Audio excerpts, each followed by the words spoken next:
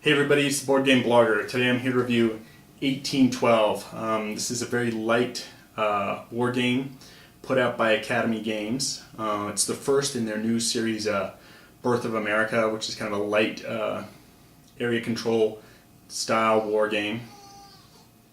It's almost a very light card-driven game even, because you have cards that you can play sort of for just the event, or special, as this game calls it, or for movement. They can't do both. It doesn't have the depth of heavier card-driven games, but that's how you actually move, is through play of cards. And it's a really neat game on the War of 1812. It's I think appropriate timing for the game to come out, 200th anniversary of the War of 1812, which, if you don't know, is the war between America and Britain, primarily fought in Canada.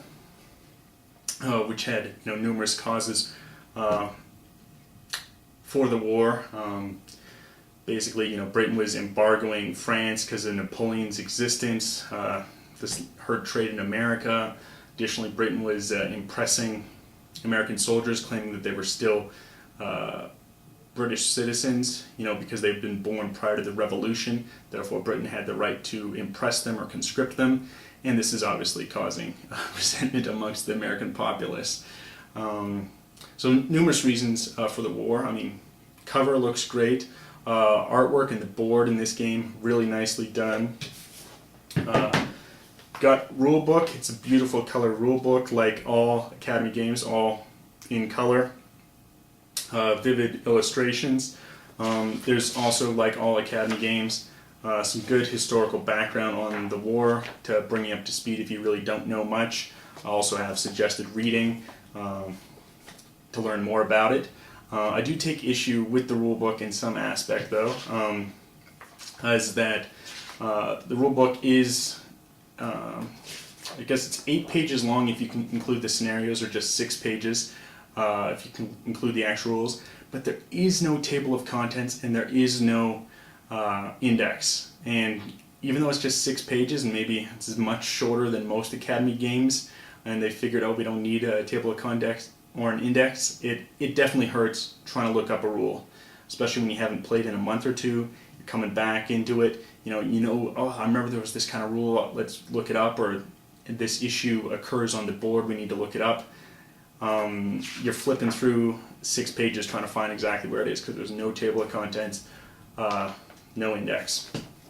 Additionally, there's no player rate in this game, which is definitely out of turn with Academy Games, who normally has very good player rates. And there's some unique rules for the different powers. This is a 2-player game, plays in about 90 minutes. There's American militia, American regulars, Canadian militia, Canadian regulars, and the natives. And they play slightly differently. The natives have a unique ability with their command decision power to move into unoccupied enemy territory. That's a rule that you might forget if you haven't played in a month or two, and you don't, you're like, oh, I remember the rules. You don't need to, glance through the rule book again. Let's just start playing. Something that could have been on a player rate, especially when you're dealing in new players to a game for the very first time. To not have a player aid is tough. This game really should have come with it. But the game overcomes that fault, because it's just a really good game. One of the other faults with this game is it doesn't seem to be balanced. I've played this game several times, and it's just, it turns out that the British player wins, most of the time. In fact, I think I've had 1 tie and 1 American win. Every other game has been a British win. And furthermore, there's a win statistics tracking thread on Boardgame Geek, and they're showing about 80% of the time the British player wins. And so the game's clearly not balanced. Now, the designer, Beckett, is Canadian. I think maybe that bias might have played into it. I don't know. But there's some reasons, just the way the game's inherently built, sort of how the turn order is selected, can lead oftentimes to a British victory.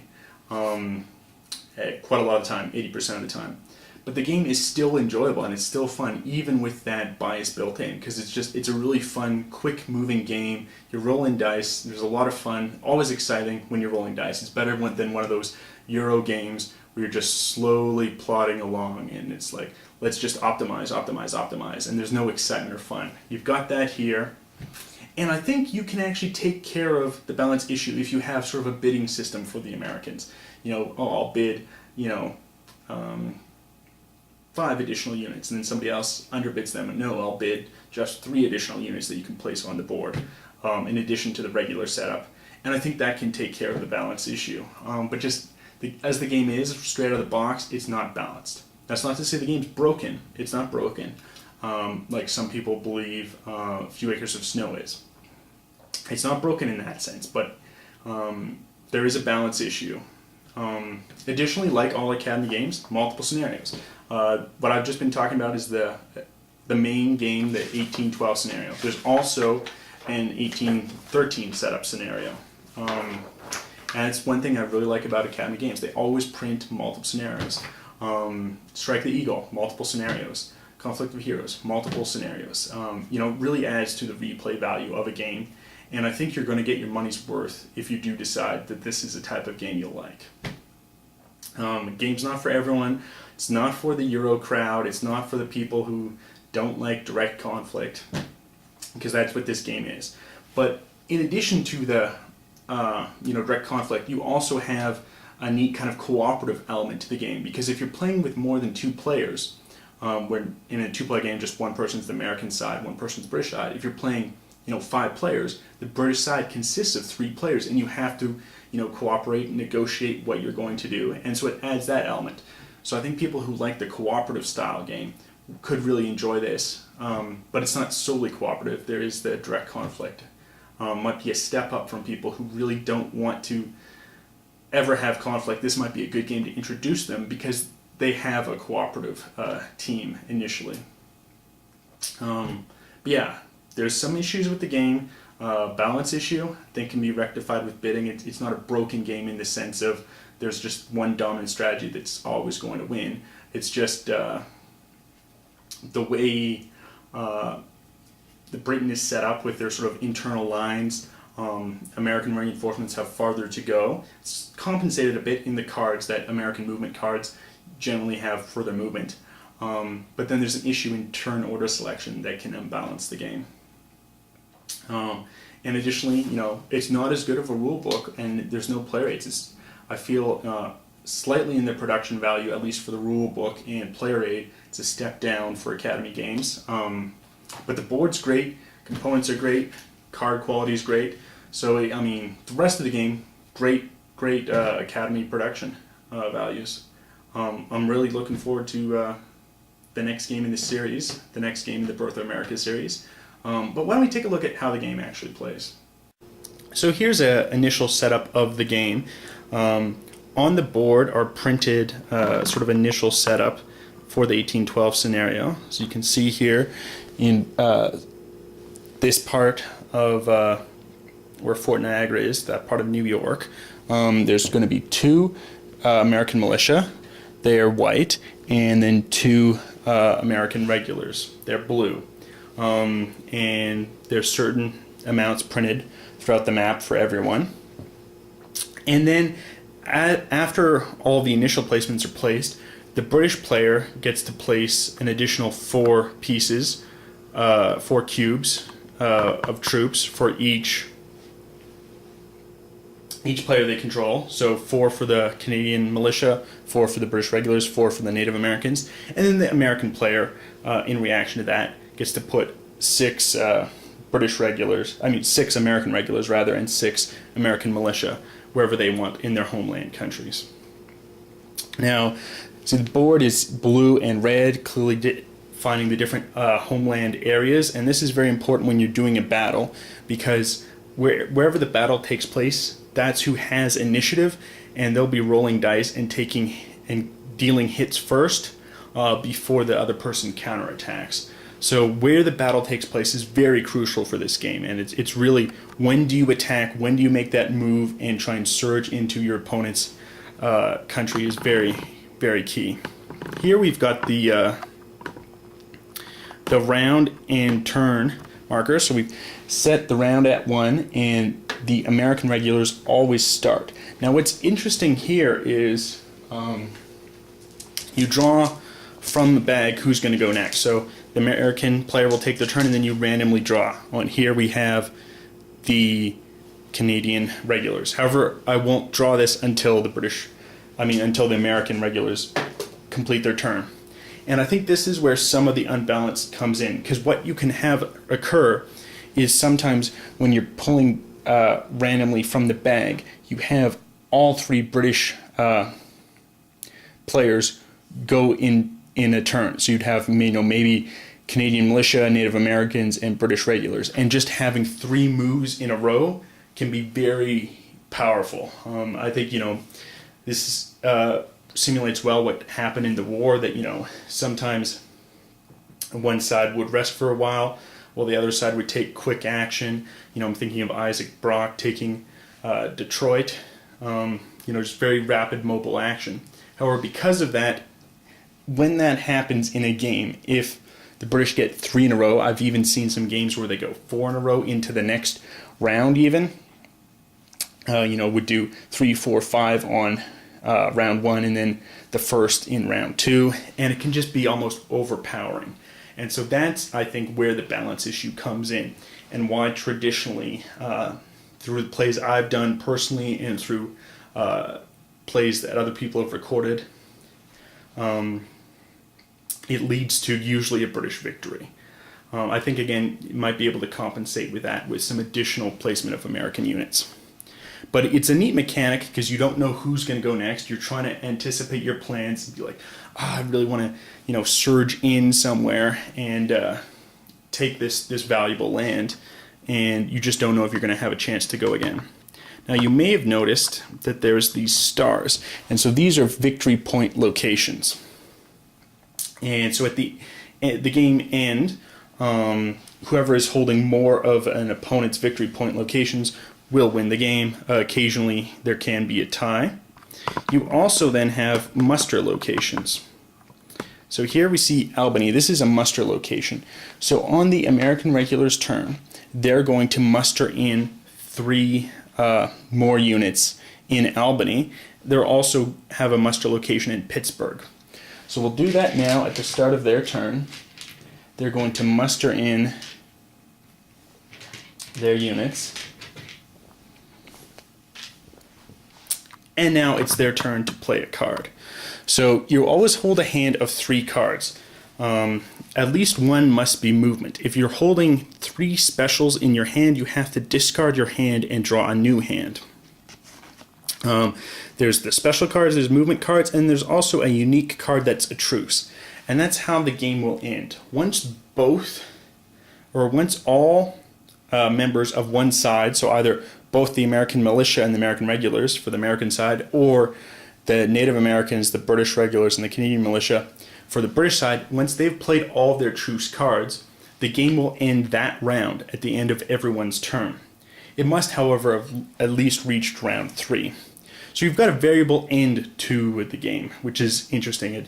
The games are always very different. It's not a set piece maneuver each time. You're going to lead to different strategies, different tactics being used. So here I have them. I can play a movement and I can play specials. Now you can only play these cards on your turn. So you can't sort of hold a special and then play it on an opposing person's turn. So we've got, William Henry Harrison. Lets an army move into an area that won a battle. If they've won a battle, they can move a second turn.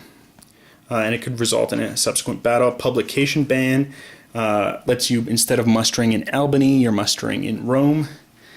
And then a movement. So this says you can move 2 armies, and an army can be as many regiments in a particular region, up to 3 spaces. So as the American player, I'm going to play that card on my turn, and then I'm going to move. So I'm going to move these guys up from Plattsburgh to initiate a battle here. Now, even though I could have moved 3 spaces with this card, I can't. I have to stop as soon as I've engaged my enemy. And then I can move another unit up to 3 spaces. So I'm going to move here in Albany. And as you noticed, I'd move both American regulars and American militia, and that can occur as long as there's at least one American regular in that unit if I'm playing an American regulars card. So it's very important to sort of have combined arms and to have both American militia and American regulars together in order to move them depending on whose turn it is. So for instance, I couldn't move these American militia out of Utica because there's no American regulars to command.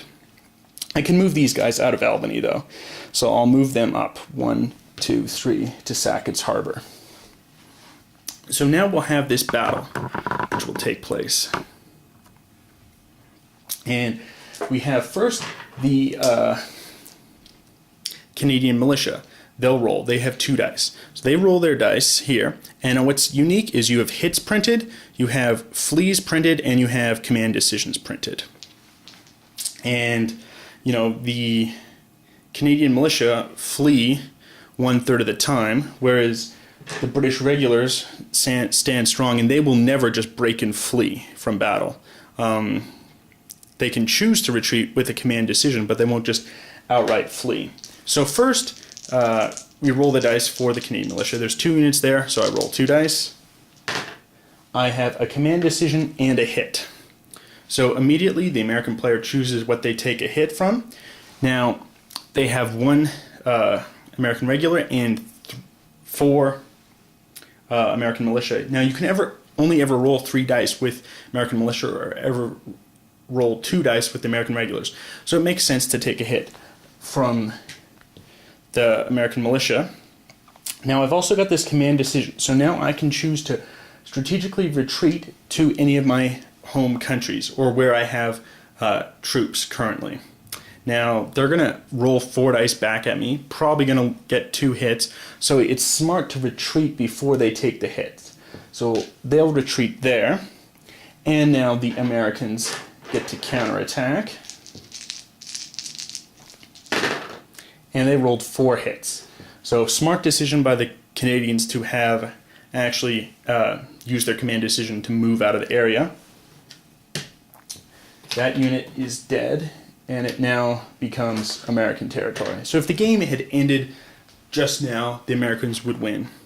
Now you also have this flee place. So let's pretend, in fact, instead of 1 of those hits, the American militia had rolled a fled dice. Then they would take their unit and place it here in the fled units. Now that unit hasn't been destroyed, so at the beginning of their next turn, the American militia, they would be able to re-muster that unit in either Albany or Pittsburgh. Now, you know, for the British, they have unique muster areas. You have the natives who muster here in 6 nations, plus they get an additional unit wherever currently natives exist. Only 1 location, but it's a neat kind of flowing muster station. You have Canadian militia in York, and then Canadian regulars and British militia in Montreal. And that's sort of how the game plays. We now draw a new card as the American regulars. And now I've drawn 3 specials. I need to shuffle that into the deck and get a new hand. Okay, 2 specials and 2 movements. That's a valid hand for my 3 cards. We draw from the bag, see who goes next. And it's going to be the natives.